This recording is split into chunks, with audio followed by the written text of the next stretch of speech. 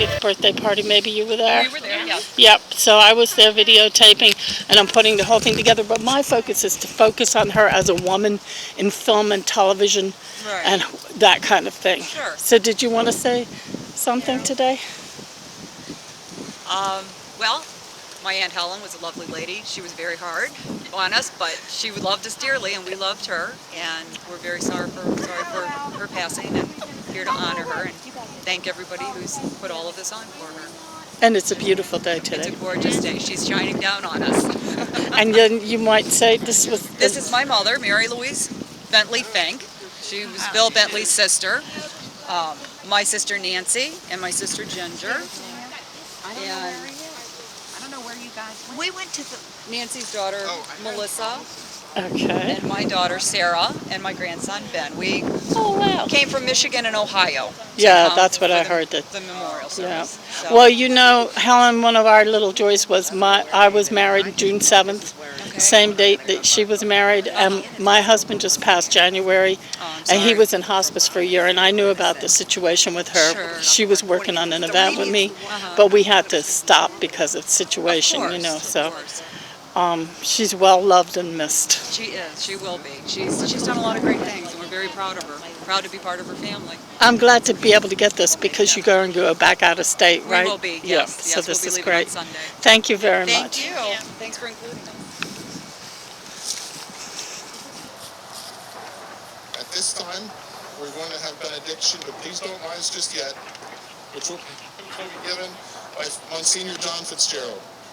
Monsignor Fitzgerald is the Executive Director of the Apostleship of the Sea, which provides vital services within the maritime community, especially to those traveling far from the comfort and safety of home. Yes, say that it's easier to take up a collection suited. All right, when we're in the steering committee getting ready for these celebrations, I was telling some sea stories, and after 30 years of proudly serving, humbly serving with the Navy, Marine Corps, Coast Guard, and Ocean Marines, starting with the Vietnam conflict, I thought I would share some stories. So I told them all these stories. They says, "You gotta tell some of these stories." And I says, "Well, I'll have to clean them up." I don't know about that one. And so, but let me go to one at the end of her life first, and then I'll go back to some other ones that just are Helen.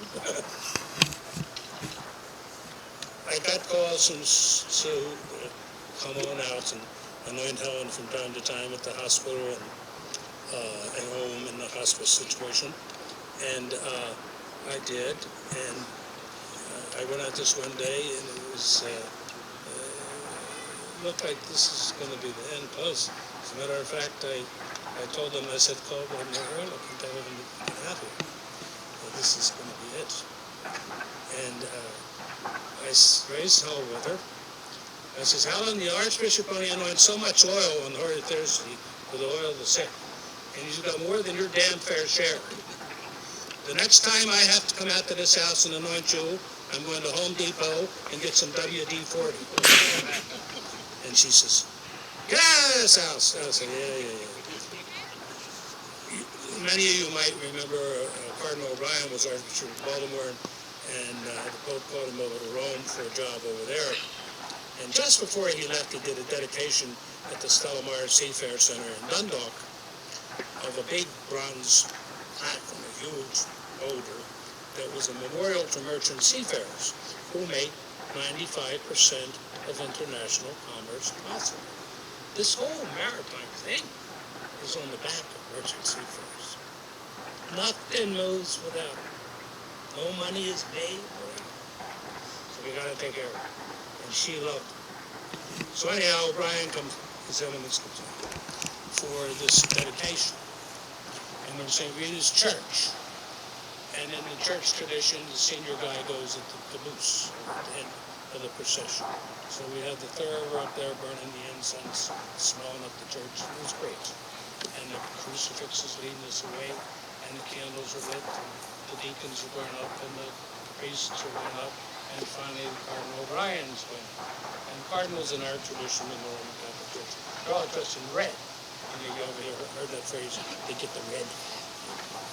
Well, we started up one time, and all of a sudden I said, who the hell is that? Guess who walks to the front door and back to the Archbishop? Helen. Dressed in a red hat, in a red jacket, with a white blouse, with a red scarf, and a red skirt, and a red purse, and red shoes. The Archbishop, the Cardinal, had no clue she was in Bakersfield. And you know where this is going. They're going up the aisle, and the Archbishop's going up the aisle, the Cardinal, and like, she didn't wait for this to be over. She's like 2 feet in back of the Archbishop. And I thought, after the sermon, I says, Helen, you were the last one up. I says, do I have to call you Your Eminence for the rest of my life? She was something else. I finished my 30 years with the active duty, and then went to Latin America for a while, Dominican Republic, Haiti, Mexico, Puerto Rico. And got back here expected to be made a pastor of the parish. The last trip I ever thought I'd see, Hayes and Gray, I left with the submarines in Pearl Harbor. And got a call from the Cardinal, and he says, John, come on in. He says, I got a job for you, and I thought it would be a nice parish, no school, no debt. It would be great. I could drink my Irish whiskey and smoke cigars. So, he says, I want you to do me a favor. I says, what's that, Chairman? It's build me a seafarer center. I says, you got to be kidding. I said, Chairman, it's the only trip I ever want to be on. I'm in a bathing suit, in a jacuzzi, smoking a cigar, drinking an Irish whiskey. He says, no, you got to build a seafarer. You got to have it. You got to take care of their seafarers. I says, well, that's good. You hit me where it hurts. You got to take care of the seafarers. So I said, yes. So I go home. I call Helen. I say, Helen! She says, hey, what are you doing? I says, are you sitting down? She said, yes. I says, you won't believe this. She says, did you get a good parish? Because she knew about this. I says, no, I didn't get a parish. He says, well, he's a damn fool. You should get a good parish. I said, no, he's not a damn fool. He told me to build a seafarer center. She says, oh, that's a wonderful idea. He's a genius. In 30 seconds, he was a damn fool. Now he's a genius. I says, but I don't know what to do. Where do I find the seafarer center? She says, you don't have to find it. You're putting it in Dundalk. You're going to Dundalk. Yes, ma'am. I says, well, I need some kind of board of directors. She says, I'm the board of directors, me. You don't need anybody else. They're just going to argue with you and argue with me, and I'm the one's going to tell you what to do. Yes, Helen. Okay, so we found a place in Dundalk. There are 2 busy terminals, Seaguard and Dundalk. And we hit it off well, and she opened many doors in the maritime world. It's where I would be accepted and recognized for the benefit of the seafarers. Because she knew in her life the seafarers were so important. We would go out often for lunch and dinner, and she liked Bellanotes in Little Italy in Baltimore, which is now closed up. I understand it's going to be a big skyscraper building. That's what they're saying. So we go in, and here I am, I'm ready to wash the dishes to pay the bill. And she goes in, marches over to this one bank cabinet, which had a big sign on it, reserved. That was her table. She no sooner had her rear end on the seat than the martini shows up, unasked for. I said, this is good. She's got it on the table. They bring her own drink. She didn't have to ask for it. And then she started looking at the menu. And I called the waiter back and said, hey, how about me? I want a drink too. Irish whiskey, no rocks, no lemon. So she says, oh, I forgot to tell him that. I said, yeah, you forgot. What are you looking for in the menu for those damn dogs? And so she go down the line. She says, oh, that T-bone looks good. They like that one. And they like the prime rib too. I says, well, I'm getting seafood. No, don't get seafood. Get some beef. Get some lamb. They like lamb too. So after the meals, I come from an old Irish power family and in Baltimore City, and waste not, want not. So we saved all her plate. We saved all my plate. got to desserts, and we had stacks of styrofoam boxes and plastic bags, and we get up and finally go to leave the restaurant. I says, Helen, it looks like we've been shopping at Sam's Club all day. We got so much styrofoam in bags there. And we go after the dogs, and I thought that was cute because she really, here it is, she told me what to eat so the dogs can eat half of it. And I'd call her up every once in a while on various subjects, and I say, what are the dogs eating tonight? I might come out for supper. She says, will you get off of that? I'm tired of it. I says, no, I won't, because I'm tired of it. A lot of the crap you dish out. So we went back like that. It was almost like a marriage made in heaven. But anyhow, one night I made a big mistake. Some of our elected officials might know the inside of this. I asked her, I was curious. I used to watch with my grandparents a TV show because we couldn't have dessert until after the show was over. So we just came home and shut up so we could hide. But anyhow, I asked her, how did Bay Bridge get to be where it is instead of in Southern Maryland, up here by Baltimore? And then I got a lecture about Bay Bridge 101. Bay Bridge, the pros and the cons of the bridge. And she says, no, now I'm glad I lived long enough that they now know I was right from the beginning. And I won't go into the details, but that was Helen. She was a sweetheart, and she loved the seafarers. She loved the seafarers. That's why we're going to give her this blessing. Oh, she told me the last time I was there, about 3 days before she died, before she went to go. She says, oh, you're going to Ireland again. I go to Ireland once in a while, you know. And I said, yeah. She says, well, you know that beautiful shawl you brought me back last year? I said, yeah. She said, well, the dogs ripped it up. Oh, so what? That was your shawl. That's it. She says, I put some hard rock candy in it, and they wanted to get some candy. Then they ruined the shawl. So she didn't say, would you? She says, bring me back another shawl. Yes, ma'am. Another shawl. I says, and keep it away from these damn dogs. Yes, I promise. So now Helen has not gotten the shawl. She doesn't need it. She's been clothed with a golden robe and a crown of victory. And she's probably up there bitching the robe don't fit. You know? She was a wonderful soul that cared for those that fell through the cracks, the marginalized. How many houses in Baltimore and families had a roof over their head because of her? How many had food on their table because of her? How many had clothes on their backs because of her? How many had books and tuition paid because of her? She took up for people.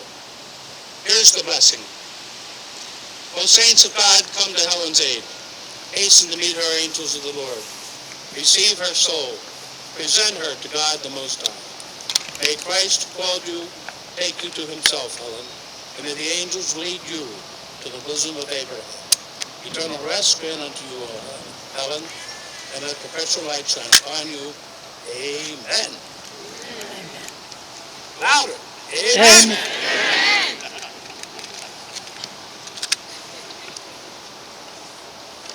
Thank you very much, Monsignor. Now, if I could ask everyone to please rise for the exit of the earth.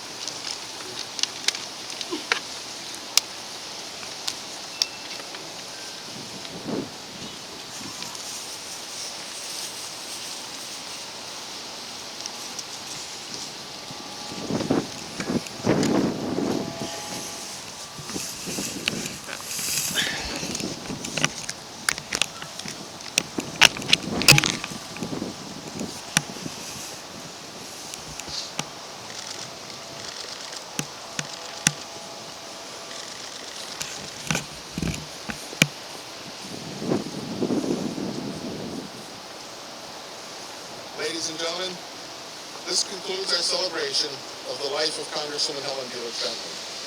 I would like to express thanks to everyone who joined us today and to everyone whose efforts made today special. Thank you, Fathers Rafferty and Fitzgerald, for blessing us today. Thank you to the United States Coast Guard for honoring Helen by your presence. And thank you for your service. May God always keep you and your comrades out of harm's way. Thank you, Ms. Katrina Jones, for the beautiful music. Thank you to our current and former elected officials who joined us today. And many thanks again to Governor Larry Hogan, Maryland Secretary of Transportation Peter Rahn, and the Port's Executive Director Jim White, and all of their staffs, and especially Chrissy Nicholas, who are going to great lengths to make today a very fitting tribute to a great lady. Thank you for being here.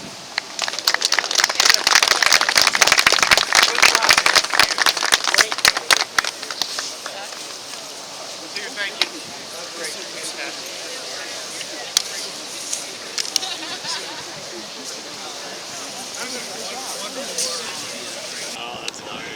I'm Yari Villanueva. I'm a lieutenant colonel in the Maryland Defense Force, and I'm the commander of the Maryland Defense Force Band, and I'm also the director of the Maryland National Guard Honor Guard. So I'm very honored to be here today. At the service for former Congresswoman Helen Bentley, and while I didn't know her personally, I certainly am very familiar with the work that she did. My father served as a merchant seaman for years, so he came through this port many times, and as a kid we used to go down to the Dundalk Marine Terminal to meet my father when he came in, and very aware of all the great things that she did for the port and for the state of Maryland. So it's a real honor to be here representing Maryland, representing the Maryland Defense Force, representing the Maryland National Guard in doing our little part to honor her by playing the national anthem today. Do you want to say a few words? To Helen? Yeah.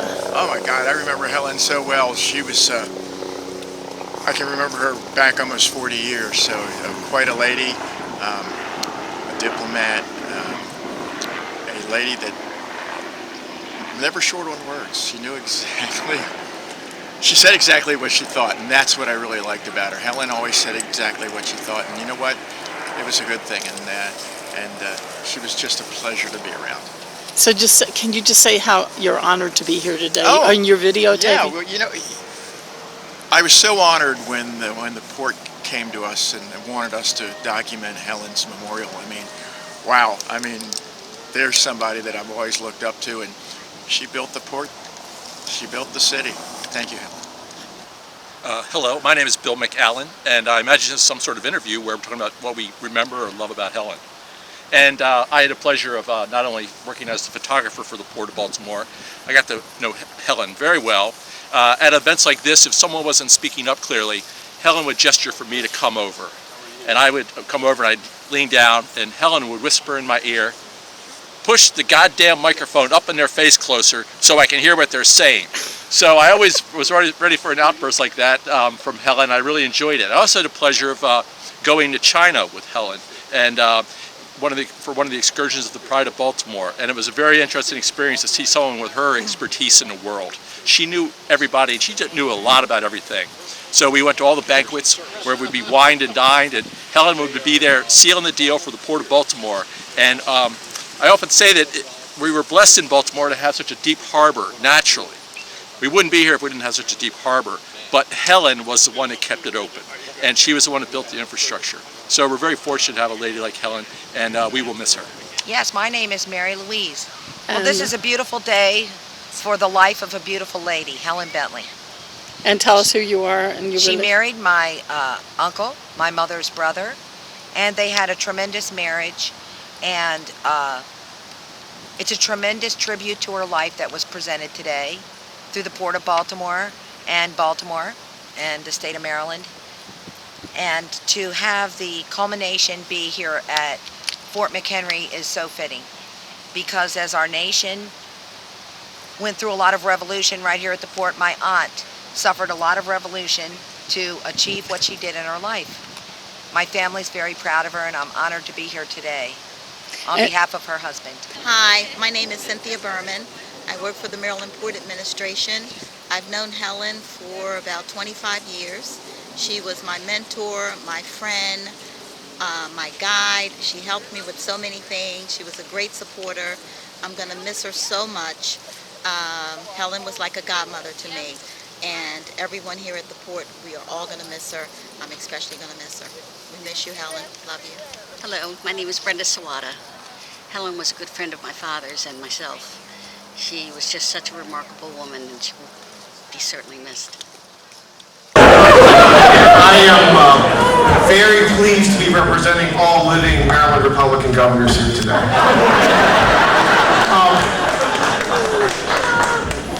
So you all know the story. It didn't start out well. I was a young activist and I supported Dave Smick in '84. And she didn't like me. She hated me, actually. And then after a few years, once she got to know me, she really hated me. Because she would tell her staff, like, when I see, you know, he's got an house in the 2nd District in his office. So. She also hated my girlfriends. And she would tell them and me that she hated them. And couldn't I do better than this? And what the hell, Ehrlich? And then Kendall came around. And I'll never forget the loving words of how I love the Polish girl, keep her, she's a keeper. Just like you told me. So that began a courtship. And it was sort of an unusual courtship because it was a three-way. It was Helen, Kendall, and myself. And and so it was a sort of unusual courtship because it wasn't dates, it wasn't like a double date, but it was dates at the house, at her house. And they were sort of unusual because they were usually after 11, after midnight. And I would take my girlfriend, Kendall Sabisky, over, and she would usher me, Kendall, to the basement, and then she would have a list of chores for me to do, which usually consisted of moving heavy objects from point A to point B. Which really pissed me off right away. I guess I was young and strong. And Kendall would sit there, then she'd offer, you know, food from cocktail parties on Capitol Hill that had been in the refrigerator for 4 weeks that they couldn't even recognize, and offer it to you like she was doing something for you.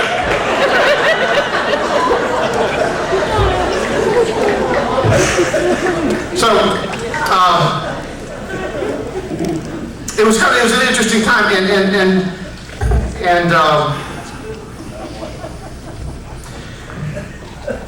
they were events, nights, lessons that I'll never forget, because I would sit there after I moved stuff, and we would sit there at the early hours of the morning, and this is all true, and she would sit there and lecture and teach me on the Port of Baltimore, on how the port ran, on the people and the history and the importance, and it was a great history lesson, and I took notes, I listened.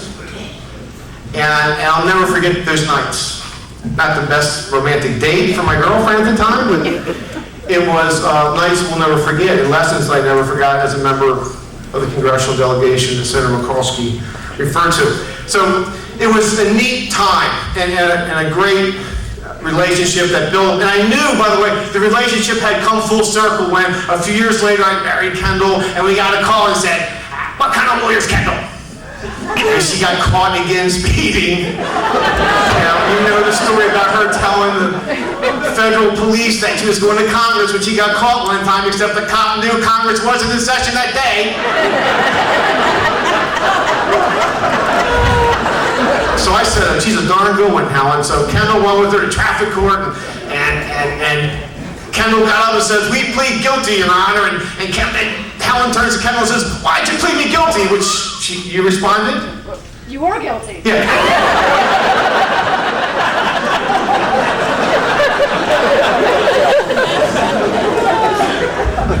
So, pro bono representation, by the way.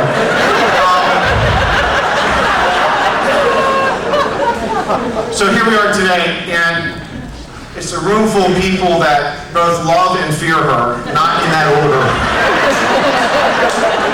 And I just have to say, in thinking about this and this crowd, some of these wonderful people who served Maryland for so many years, there's a few that are just larger in life. They suck the wind out of the air. And clearly, Louis was one. And we remember Louis, and anybody that went to the Maryland General Assembly, and Louis Goldstein was just one of a kind. And of course, William Brown Schaefer. He was also scared of Kendall, which helped me a lot. But these are larger than life figures. They dominated Maryland politics for 50, 60 years, and that's a very small group. It's a very short list. And I think it's fair to say all of us believe that Helen Bentley rightfully belongs on that list. So Helen, we love you. Thank you all for being here.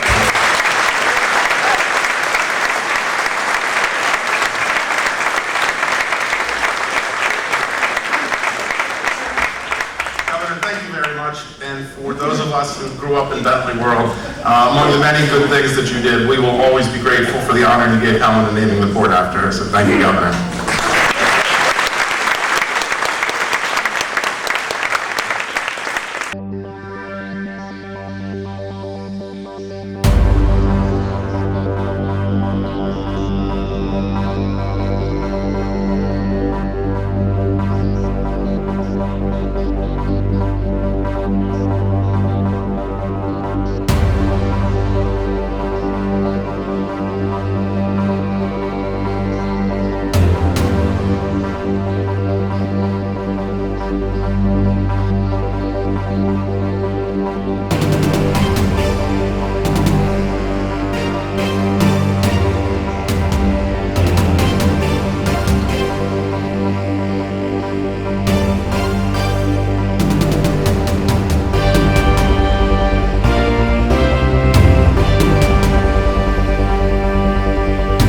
Hello and welcome to another episode of Eye on Baltimore. I'm John Carrington, and sometimes when you watch Baltimore, you can't watch the present. You have to go back to the past. And I remember as a child growing up in South Baltimore watching the infancy days of television and seeing shows like The Port That Built the City, Arthur Watson and those crazy animals from the Baltimore Zoo. And Arthur Watson really had the crazy animals. Yes, he did. I remember the monkey that made paintings with his tail. And there were so many great shows on, but the one I really remember the most is Helen Delich Bentley and her Port That Built the City. And I was just fascinated with all the things that were going on at the waterfront in Baltimore. And it's my pleasure to finally capture Helen Delich Bentley, who is the wonderful, wonderful producer, writer, host, advertising person, the creator of the Port That Built the City. I was a jack of all trades on that show. Mm-hmm. I really produced it and sold it and that for 15 years. And you know, John, it was really an education, total education for me in an entirely different field than what I was doing, just covering the waterfront for the Baltimore Sun. Here I was getting into factories. We had a myriad of I did over 800 documentaries of industries throughout the state of Maryland that were tied into the port. Did we know about them before? No, but we sure learned.